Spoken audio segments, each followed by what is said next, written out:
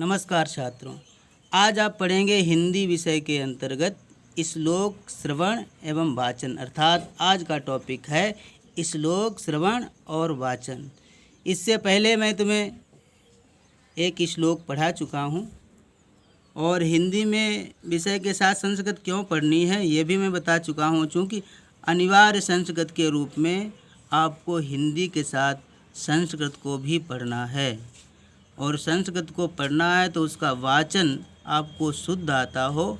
इस उद्देश्य को ध्यान में रख कर के यह जो है श्लोकों का श्रवण और वाचन शामिल किया गया है।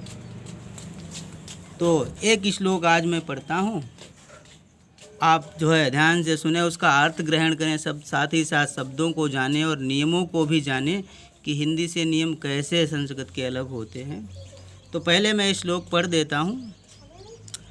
विद्या विवादाय धनम मदाय शक्ति परेशान परिपीडनाय खलस्य साधो विपरीत में तज्ज्ञानाय दानाय च रक्षणाय। अर्थात इस श्लोक में कहा गया है कि जो दुष्ट होते हैं अर्थात बुरे स्वभाव के व्यक्ति होते हैं उनकी विद्या जो है का लिखा है विवादाय। दुष्टों की विद्या, विवाद का मतलब लड़ाई झगड़ा, या आगे जोड़ दिया गया है तो या का मतलब है चतुर्थी व्यक्ति है यहाँ पर, और चतुर्थी व्यक्ति होने के कारण इसका अर्थ हो गया के लिए। अर्थात दुष्टों की विद्या विवाद के लिए होती है।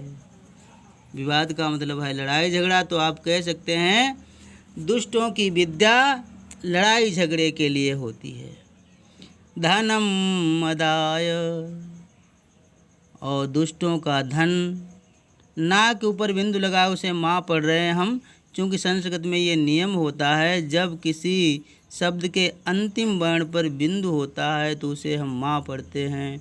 इसलिए धनम मदाय, मद मीन्स होता है अहंकार, या जुड़ गया तो के लिए हो गया। तो है दुष्ट का धन जो है वो मद के लिए होता है, दुष्ट का धन जो है वो अहंकार के लिए होता है। शक्ति ही परेशान परिपीडनाय, और दुष्ट की शक्ति जो है वो दूसरों को पीड़ा देने के लिए होती है। दूसरों को वो अपनी शक्ति के द्वारा हमेशा कष्ट ही देता है। शक्ति ही, अब हमने बताया था कि शक्ति जब किसी शब्द के अंत में विसर्ग लगे हुए होंगे, विसर्ग शिक्षण में ये बताया था, तो उसे हा की तरह पढ़ेंगे तो आप पढ़ेंगे शक्ति ही परेशान परिपीडनाय। अर्थात दुष्ट की शक्ति जो है वो दूसरों को पीड़ा देने के लिए होती है, कष्ट देने के लिए होती है। अब यहाँ लिखा है खलस्य। खलस्य का मतलब है, खल का मतलब होता है दुष्ट, और आधा सा और या किसी शब्द के अंत में अगर जोड़ दिया जाए तो इसका मतलब ये हो जाता है यहाँ पर छठी व्यक्ति है। और छठी व्यक्ति के कारक चिन्ह आपने अगर पढ़े होंगे तो याद होगा, छठी व्यक्ति के कारक चिन्ह होते हैं का, की, के। तो यहाँ पर है खलस्य अर्थात दुष्ट की। तो दुष्ट की इस शब्द का अर्थ सबसे पहले रखा जाएगा इस श्लोक में, तब सही से उसका अर्थ आएगा। जबकि ये दूसरी लाइन में है, लेकिन जब आप अर्थ निकालेंगे तब इस शब्द का अर्थ सबसे पहले आपको रखना होगा। यह कविता में जो है कवि इसके लिए स्वतंत्र होता है कि वो किसी शब्द को कहीं रख सकता है, इसलिए ये कविता है तो शब्दों को इधर उधर रखा गया है। अब आप सीधा करेंगे उसका अर्थ निकालने के लिए तो पहले इस शब्द को उठाकर अर्थ निकालने के लिए आपको यहाँ लाना होगा। देखना है एक बार कैसे अर्थ निकालेंगे आप। खलस्य अर्थात दुष्ट की विद्या विवादाय, दुष्ट की विद्या विवाद के लिए। धनम मदाय, दुष्ट का धन अहंकार के लिए। शक्ति परेशान परिपीडनाय, और दुष्ट की शक्ति दूसरों को पीड़ा देने के लिए होती है। फिर इसके बाद आता है साधो। साधो का मतलब है सज्जन, अच्छे लोग, संत जन कह सकते हैं। तो कहता है साधो, साधुओं में विपरीत, साधुओं में ये चीज़ें विपरीत हो जाती हैं। विपरीतम, अब यहाँ पर दो शब्द जोड़ दिए गए हैं संधि के द्वारा, विपरीतम प्लस एतत्, तो शब्द बन गया विपरीत मेतत्। विपरीत का मतलब है उल्टा, एतत् का मतलब है इसके, अर्थात दुष्टों पर जैसा इन तीनों शक्तियों का प्रभाव होता है, जैसा वो इसका प्रयोग करते हैं, कहा गया है साधो विपरीत मेतत्, साधु उसके उल्टा प्रयोग करते हैं। अब जब साधु दुष्ट जनों से अपनी इन शक्तियों का उल्टा प्रयोग करते हैं तब वो किस प्रकार से काम आती हैं समाज के, तो लिखा गया है साधो विपरीत मेतत्, साधुओं की ये तीनों चीज़ें विपरीत होकर, उल्टी होकर के क्या होता है कि ज्ञानाय, उनकी विद्या जो है वो ज्ञान के लिए होती है, अर्थात विद्या के द्वारा वो ज्ञान प्राप्त करते हैं और ज्ञान के द्वारा सारे संसार का भला करते हैं।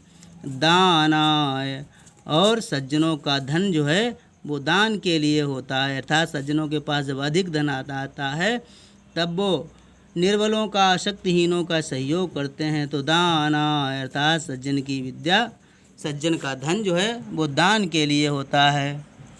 अंत में लिखा है चरक्षणाय, और उनकी शक्ति जो है, उनका बल जो है वो दूसरों की रक्षा के काम आता है। इसी प्रकार से ये कह दिया गया है, श्लोक के द्वारा ये बता दिया गया है कि विद्या, धन और शक्ति जब दुष्ट के पास जाती हैं तब उनका विपरीत प्रभाव होता है, और सज्जन के पास आती हैं तब इन चीज़ों का प्रभाव समाज पर अच्छा पड़ता है। इसलिए यह जो है सभी के हाथों में देने के लायक नहीं है।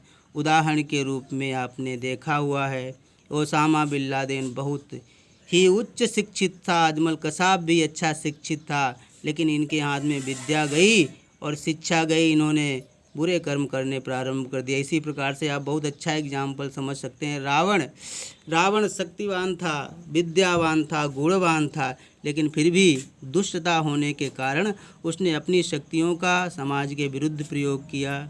इसी प्रकार से जब शक्तियाँ किसी दुष्ट के पास जाती हैं, चाहे वो विद्या हो, चाहे वो धन हो, चाहे वो शक्ति हो, तो उसका वो विपरीत प्रयोग करता है। और यही चीज़ें जब सज्जनों के पास आ जाती हैं तब वो समाज के हित में उनका प्रयोग करता है। अंत में एक बार मैं फिर वाचन करता हूँ और आप भी हमारे साथ वाचन करें। विद्या विवादाय धनं मदाय शक्ति परेषां परिपीडनाय खलस्य साधो विपरीत में तज्ज्ञानाय दानाय च रक्षणाय। धन्यवाद।